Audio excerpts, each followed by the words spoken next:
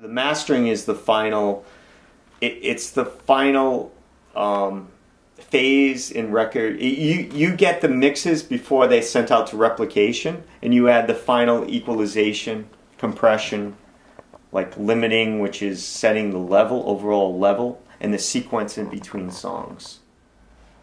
Shout it. One. So here's the drummer. He's playing a quick track in that room.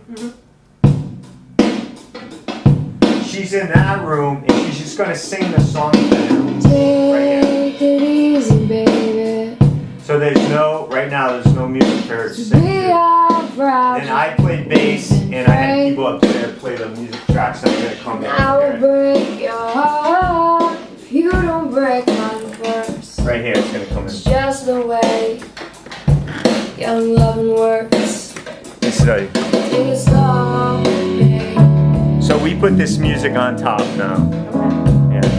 Listen to my every word, give me some back.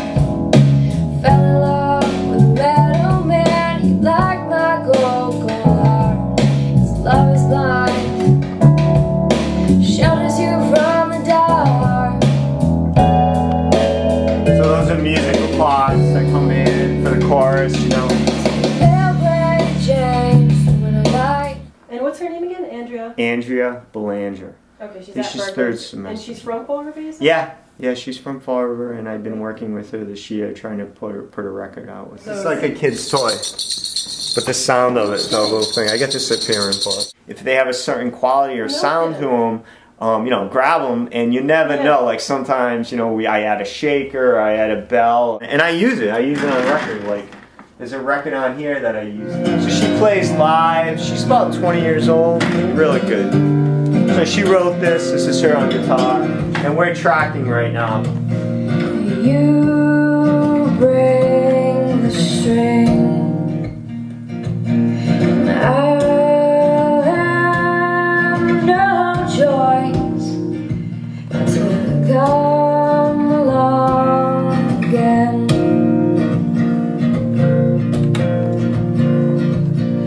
Should be expected. I added violin. I should know. It's the rattle. 'Cause my heart breathes and my lungs bleed. Whisper it's different. He won't. Whisper it's different. He won't. He's not on purpose. Years ago, if you had a system like this, when I first started in analog, they used to call it flying faders, and the boards were over $100,000. So you couldn't really get in, you know, unless you were working for a company or a big recording studio, you wouldn't have access to that. So with technology changing, making it more affordable, I kind of saw, you know, an opportunity that I could do professional work and started on my own. So I started getting into digital mastering, and I bought my first Pro Tools system and producing music. And since then, I've been working on that, trying to get better and better at it. And I had some opportunities of mastering some bit larger groups in the business, and word kind of spread. I did a record for Duke Robillard, who was looking for a mastering engineer kind of last minute. He called me because he heard about something I did, and I did a few songs for him, and he called me back and he's like, wow, I really like this, I want you to do my album. So I did the album. This was a while back. He sent you some of his own songs that Yeah, he needed something quick to get to a label or something, so that's how it started. In 2007, a record I mastered with him got nominated for a traditional blues record. It's called Guitar Grooverama. I have the plaque on the wall, I can show you. And then this year, another one happened again, Stomp the Blues Tonight. So there are a bunch of stages in making a record. You know, there's the beginning recording, which I played you, that I'm doing. That's called tracking. Okay, let me just get this. There's sound waves. Once I record them, they look like this. And I can, you know, work on them, solo them, edit them. Let me see. So that, right now what you're hearing is a Yeah. click track and that guitar. Then I can add, on that guitar, I can add things called plugins, which are like equalizers. There's an EQ that I use a lot. It's a Focusrite EQ. So the computer will bring the plugin up, and I'll show you how I can affect its sound. See? I can add all different frequencies to it, or cut it, make it warmer, and different things like that. So that's tracking and mixing. I'm going to turn off all the processing, so you can hear what would come to me. And then I'll put the processing on, and you can hear the difference. And it'll give you an idea of what you do to master.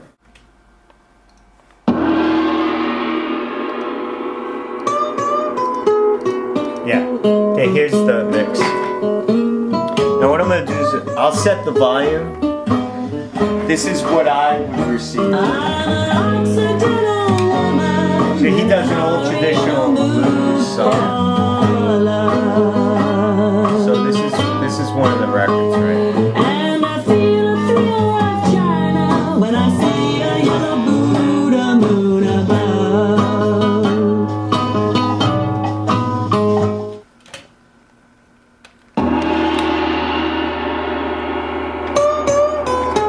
So now this is mastered. Same record. I didn't touch the volume, but you hear more presence comes out. Her vocal will be stronger. See, that's a mastered record.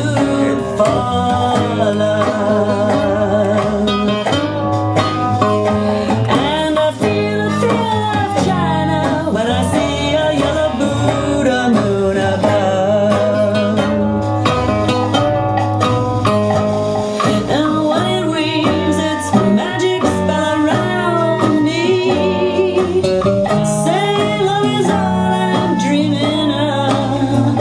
I'm an Occidental woman in an Oriental mood for love. So that's kind of the idea. It's a process. There's a lot involved with this EQ compression. Yeah. So the first song you heard, all the machines were set at the same volume level. I didn't touch the volume level, and then I brought the volume up. Everybody wants to be louder, Yeah. you know, but you want to be clean and present. So that's one of the records I did recently. Interesting. Whose record is that? That's something he produced. Duke Roblad produced. It's called Tales from the Tiki Lounge. TALES? Yeah. Tales from the Tiki Lounge. Yes. And That's coming out now. Yeah.